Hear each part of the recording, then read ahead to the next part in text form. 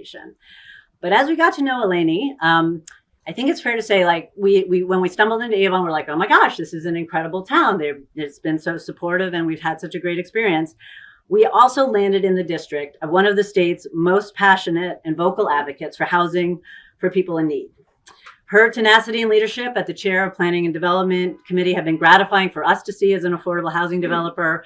And she has been just a tremendous supporter in every step of our journey. So welcome to the podium, Eleni. Thank you so much, Dara. I just want to start by saying where there's a will, there's a way.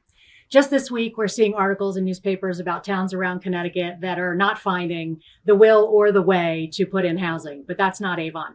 And I could not be more proud to represent a community that really, without my nudging, started this process before me, whether it was our town planner, Hiram Peck, whether it was our town council figuring out how to do an abatement, all of the pieces, our town manager, Brandon Robertson, being open to these ideas.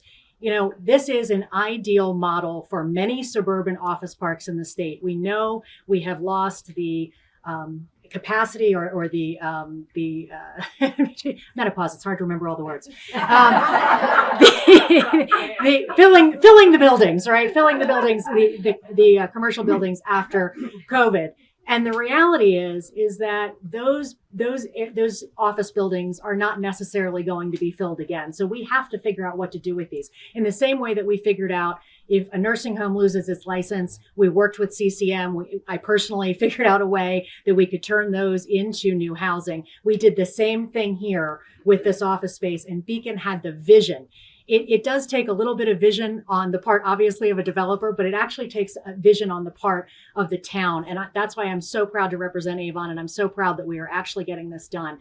I cannot say enough for the team at CHFA, for the governor, for all of the bonding that you put towards this project, for Lieutenant Governor, her support. We have to have support at every level. That's why you've seen already so many speakers from the legislative branch, the executive branch, CHFA. We're all working together here because that is how you get housing done in the state of Connecticut. It frankly could be a model for other places, but I'm just so grateful that I know this will be a model for other towns. We have the will, we found the way, and I cannot wait to be back for the ribbon cutting. So thank you all so much. Great support today.